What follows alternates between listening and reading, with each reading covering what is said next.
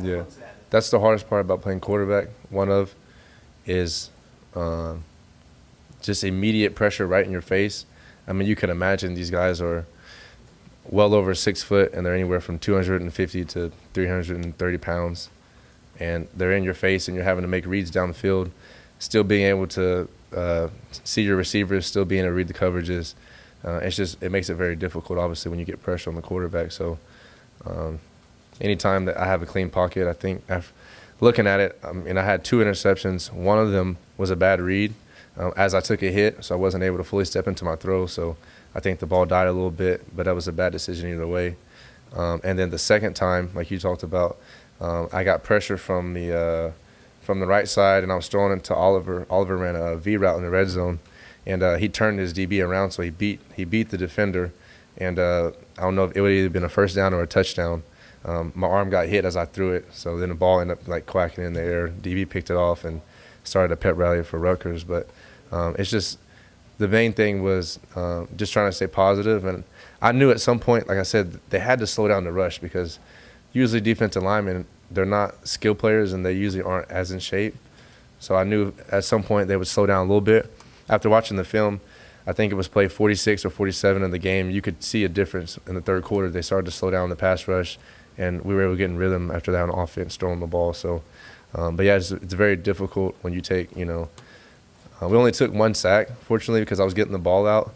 But, I had a lot of pressures, ended up being a high number for sure, higher than we want it to be. So it's very difficult. We had 36 pass plays, and I think I had pressure like in the 20s or something like that. So got to get that number down, of course, and the staff is working hard at doing that. And we're going to obviously try to get the ball out of my hands a little bit, but that was the main thing, is just trying to stay positive and stay in rhythm.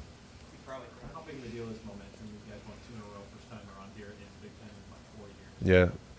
Can you carry it from me? I didn't even know about that stat until after the game. I think it's first time winning 2 back-to-back Big Ten games since 2018.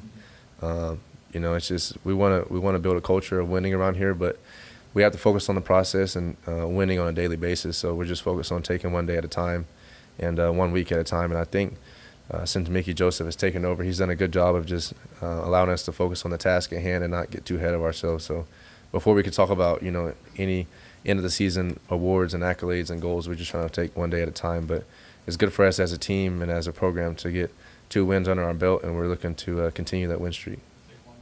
Do you see the value of that, just day in and day out, where you have it?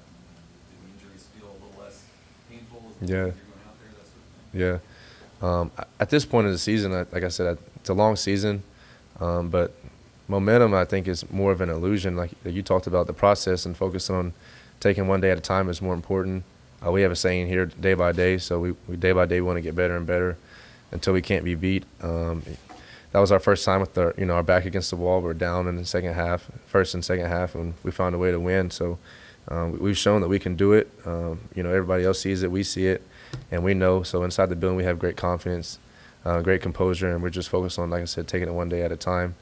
Mickey's doing an incredible job. So we're just looking ahead right now. We're just going to continue to press on, and every day we just focus on.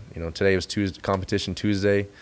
Tomorrow is going to be no turnover Wednesday, and then on Thursday it's going to be perfect Thursday, and then on Friday it's going to be walk through Friday, and then we're just going to go out and play on Saturday. So.